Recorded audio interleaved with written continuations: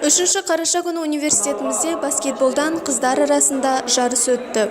Бұл сайысқа 3 команда, яғни мәдениет және өнер факультеті, гуманитарлық факультет және физика-математика факультеттері қатысып, бақтарын сынады.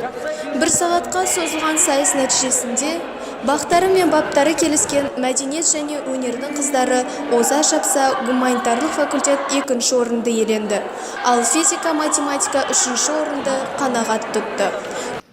Бүгінгі жарыс өте қызықты өтті.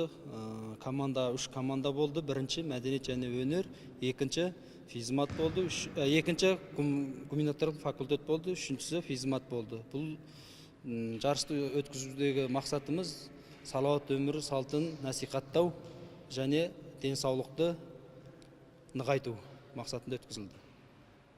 Қандай факультет жеңіске жетті? Бұнда бірінші орында мәдениет және өнер факультеті бірінші орын болды.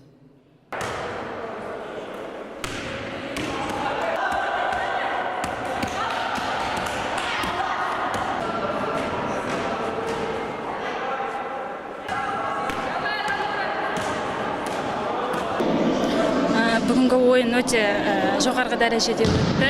Неге десеңіз, біздің барлық факультеттер мықты, бірақ біз мәдениет және өнер факультеті мықты болдық. Бірінші финалда гуманитарлық факультетті жеңдік.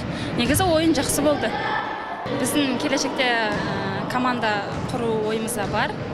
Себебі біздің команда облыстық, қалалық жарыстардың жеңімпаздары және де республикада ойнайтын қыздарымыз да бар. Сондықтан келешекте біз команда міндетті түрде құрамыз. Камила Болат, Асхат Жұмабаев, оқу телестудиясынан.